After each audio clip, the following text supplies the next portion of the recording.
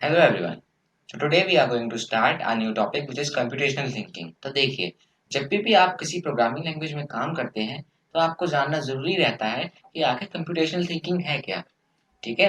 अब computational thinking को पढ़ने से पहले जो ज़्यादा ज़रूरी चीज़ है वो है कि आखिर प्रोग्राम है क्या जो कि आप बनाने वाले हैं। ठीक है। सबसे पहले जानते हैं प्रोग्राम क्या है। तो जो प्रोग्राम है वो सेट ऑफ इंस्ट्रक्शंस हैं। ठीक है, जो कि डिजाइन किए गए हैं एक पर्टिकुलर टास्क को परफॉर्म करने के लिए। अब उन इंस्ट्रक्शंस को हम कंप्यूटर के लैंग्वेज में स्टेटमेंट्स भी कहते हैं। ठीक है। तो इतना समझ में आया प्रोग्राम क्या होता है। अब जो लैंग्वेज हमको मदद करती है प्रोग्राम बनाने में या प्रोग्राम लिखने में वो प्रोग्रामिंग लैंग्वेज कहलाती है। जैसे पाइथन हो गई, सी हो गई, सी प्लस प्लस हो गई। ठीक है। तो आपको इतना बात समझ में आई होगी। चलिए आगे बढ़ते हैं। अब what is the need for a program. अब देखिए इस मॉडर्न एरा में हम कंप्यूटर्स का यूज करते हैं वैरायटी ऑफ प्रॉब्लम्स को सॉल्व करने में। फिर चाहे वो सिंपल हो चाहे वो कॉम्प्लेक्स हो प्रॉब्लम। ठीक है। अब वो प्रॉब्लम्स वैरायटी ऑफ एरियाज से होती हैं। इतनी बात आई समझ में। वैरायटी ऑफ एरियाज से वो प्रॉब्लम होती है और हम ये कोशिश करते हैं कि उस प्रॉब्लम को एक ऐसी फॉर्म में लिखा जाए कि अगली बार अगर उसी तरह की कोई प्रॉब्लम आए तो कंप्यूटर का हम यूज कर सकें। ठीक है। और कंप्यूटर में उस प्रॉब्लम को रिप्रेजेंट कैसे करेंगे वो भी हम कोशिश करते हैं कि उस चीज पर भी हम वर्क करना चाहते हैं। ठीक है। तो ये जहाँ पे मैंने ये जो फॉर्म वर्ड का इस्तेमाल किया है ये फॉर्म संकेत करता है प्रोग्राम की ओर। प्रोग्राम भी वही चीज है, प्रोग्राम की भी नीड वही है। हम करते क्या है, कैलकुलेशन की दिक्कत आ रही थी तो हमने कैलकुलेटर बना दिया जो कि एक प्रोग्राम है। ठीक है। डाइवर्स एरिया से ही है प्रॉब्लम। ठीक है, किसी को प्लस करना था किसी को माइनस करना था। अब ये कॉम्प्लेक्स भी किसी के लिए कॉम्प्लेक्स है किसी के लिए इजी है। ठीक है। तो ये प्रॉब्लम को हमने सॉल्व किया और एक ऐसी फॉर्म में हमने लिख दिया जिसकी मदद से कंप्यूटर उसको बार बार इफेक्टिवली हमको उसका सॉल्यूशन दे दे। ठीक है। तो यही एक प्रोग्राम की नीड है। प्रोग्रामिंग लैंग्वेज हमें मदद करती है प्रोग्राम लिखने में। तो हम पाइथन का भी यूज इसीलिए कर रहे हैं ताकि हम प्रोग्राम्स लिख पाए। ठीक है। अब आखिर कंप्यूटेशनल थिंकिंग है क्या। ठीक है। तो कंप्यूटेशनल थिंकिंग एक कलेक्टिव थॉट प्रोसेस है जो हमें मदद करता है वैरायटी ऑफ प्रॉब्लम्स को सॉल्व करने में। मतलब घुमा फिरा के कंप्यूटेशनल थिंकिंग हमको प्रोग्राम बनाने में मदद करता है।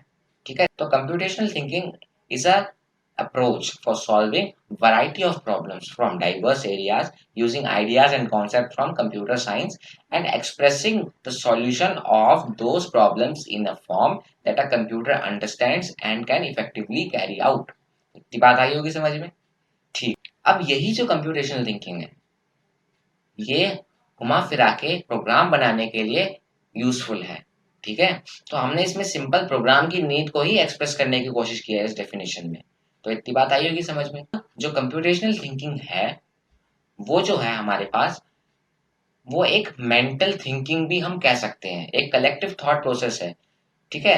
तो हम ये मैं ये आपको ये बताना चाह रहा हूँ कि जो कंप्यूटेशनल थिंकिंग है वो आपके लिए एक कलेक्टिव थॉट प्रोसेस है, एक थिंकिंग का प्रोसेस है। जब आपके पास कोई प्रॉब्लम आए तो आपको कैसे थिंक करना है। ठीक है। इतनी बात आई होगी समझ में।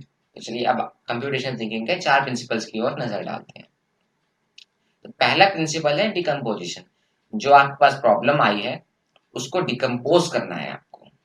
ठीक है। डिकम्पोज माने टुकड़ों में ब्रेक कर देना, मतलब एक प्रोसेस है उसके सब प्रोसेसेस आपको बना देने हैं।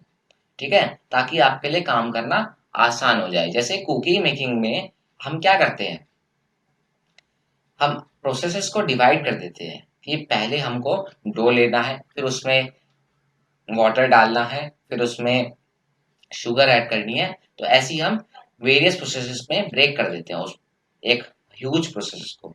हम ये थोड़ी करते हैं कि सब एक साथ ही हम काम करने की कोशिश करते हैं। हम पहले ब्रेक करते हैं ना प्रोसेस में, फिर उसके बाद उस पर वर्क करते हैं। ठीक है। तो अब दूसरा जो इसका प्रिंसिपल है वो है पैटर्न रिकॉग्निशन। तो आपको जो सब प्रोसेसेस मिले हैं या डिवाइड डिकम्पोज्ड जो आपके प्रोसेस हैं उन पर आपको सिमिलैरिटीज देखनी है। ठीक है। ताकि एक का जो सॉल्यूशन है वो हम दूसरे में अप्लाई कर सकें।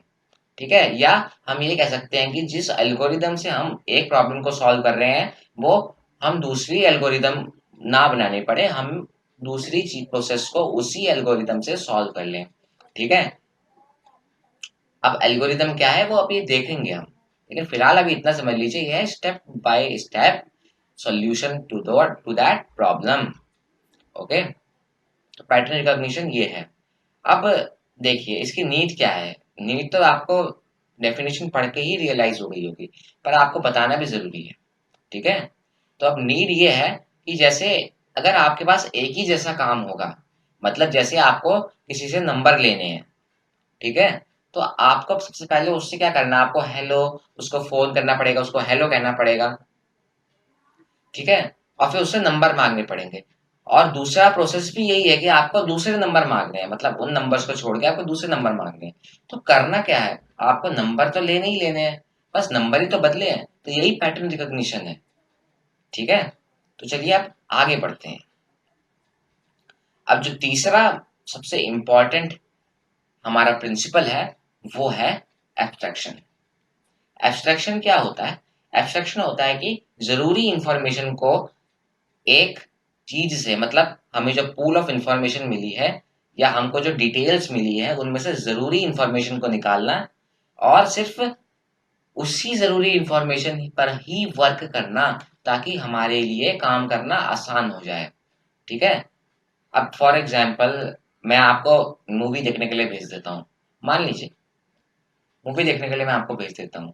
फिर आप जब घर में आएंगे तो मैं आपसे पूछूंगा कि आप इस मूवी में क्या था, तो आप मेरे को हर कुछ थोड़ी बताएंगे कि इसका कास्टिंग डायरेक्टर ये है, इसके डायलॉग इसने लिखे हैं, इसके ये इसने लिखा। आप ये डिपेंड करता है कि मैं आपसे सवाल कैसा पूछूं। ठीक है। अगर मैंने आपसे पूछा कि थीम क्या था, अब आप ये थोड़ी बताएंगे, तो आप यूजफुल इंफॉर्मेशन ही फेच करेंगे ना। तो वही जो यूजफुल इंफॉर्मेशन आपने निकाली, वहां से एक्सट्रैक्ट कर ली, उसी प्रोसेस को हम एब्स्ट्रैक्शन कहते हैं। तो जनरलाइजेशन क्या है? जनरलाइजेशन है identifying common characteristics between the two domains and using that characteristics to solve the problem effectively. ठीक है। अब जैसे इससे डेफिनेशन से ही आपको क्लियर हो गया होगा, तो इसका एक्सप्लेनेशन मेरे को लगता है रिक्वायर्ड नहीं है। तो अब जैसे आप देख लीजिए कि हमने क्या निकाला है। अगर आपसे पूछा जाए कि सम ऑफ कंसेक्यूटिव नंबर्स क्या है, सम ऑफ कंसेक्यूटिव इंटीजर्स क्या है, तब आप रूल बता देंगे n into n plus one whole divided by two. ठीक है। तो ये हमने जनरलाइज कर दिया है कि जब भी एडिशन होगा कंसेक्यूटिव इंटीजर्स का, तब हम ये रूल लगाएंगे। तो ये जनरलाइजेशन का मतलब एक पार्ट है। ठीक है। तो मैथ्स इसका बहुत बढ़िया एग्जाम्पल आपको कितने सारे एग्जाम्पल्स देती है। अगर आपने क्लास 11th में सेट थ्योरी पढ़ी है, या आपने कुछ मतलब ऐसी फॉर्मूलेस पढ़े हैं, तो वो जनरलाइज्ड होते हैं। जैसे रेक्टेंगल का formula, area area of rectangle का जो फॉर्मूला होता है वो है l into b, where l stand for length and b stand for breadth. तो हमने इसको जनरलाइज कर दिया इस फॉर्मूले को, ताकि सभी सारे ही डोमेन में, मतलब पूरा जो इंफॉर्मेशन है, जो पूल ऑफ इंफॉर्मेशन है, उसमें हम इसको अप्लाई कर पाए। ठीक है। अगर हमको एरिया ऑफ रेक्टेंगल निकालना है तो फिर कोई सी भी चीज आ जाए, हमको बस इन एल और बी की जगह उनकी नंबर की रिप्लेस करना है, उन नंबरों को रिप्लेस करना है। तो यही जनरलाइजेशन है। चलिए अब अगला जो मेन स्टेप है वो उसकी तरफ नजर डालते हैं हम, एल्गोरिदम डिजाइन। ये जो चौथा मेन प्रिंसिपल है एल्गोरिदम डिजाइन। तो एल्गोरिदम डिजाइन को पढ़ने से पहले हम पढ़ते हैं कि एल्गोरिदम क्या है। तो एल्गोरिदम है step by step solution of that problem.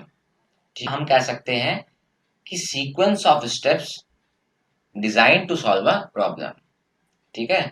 अगर जैसे आपने मैथ्स पढ़ी होगी तो आपको पता होगा कि एल्गोरिदम क्या होता है, एल्गोरिदम डिजाइन क्या होता है।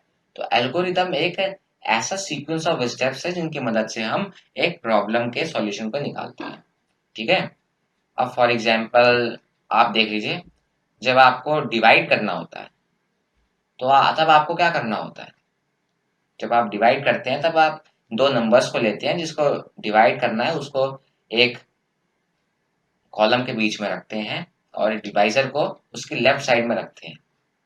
फिर आप जिस जिससे डिवाइड कर रहे हैं उसको ऊपर या उसके राइट साइड में लिखते हैं, मतलब जो कॉलम आपने बनाया है उसके राइट साइड में आप लिखते हैं। फिर डिवाइड करने के बाद अगर पूरा डिवाइड हो गया है और रिमाइंडर अगर 0 आ रहा है, तब आप जो आपका क्वेश्चन है आप उसको उठा के कह देते हैं कि ये आपका रिजल्ट आ गया है। ठीक है? तो ये जो पूरा आपने प्रोसेस किया, हर एक स्टेप्स, बल्कि मैंने इसमें कई सारे स्टेप्स जोड़े भी नहीं है, जैसे ऊपर ऊपर से नंबर्स को नीचे लाना by with the help of arrow. ठीक है? तो ये जो चीजें हैं, ये एल्गोरिदम है। ठीक है? अब एल्गोरिदम डिजाइन अपने नाम से ही हमें मतलब बताता है कि वो एक ऐसा प्रोसेस है जिसमें हम एल्गोरिदम बनाते हैं और प्रॉब्लम के सॉल्यूशन को निकालते हैं। अब जो आखिरी स्टेप है जो हमको पढ़ना है, हालांकि ये एल्गोरिदम का पार्ट नहीं है, ना तो कंप्यूटेशनल थिंकिंग का पार्ट है, लेकिन हमको इसको पढ़ना बहुत जरूरी है। यह है इवेल्युएशन, मतलब आखिर आपका जो प्रोग्राम या आपके जो प्रॉब्लम का सोल्यूशन निकला है वो सही निकला, इफेक्टिव था कि नहीं था।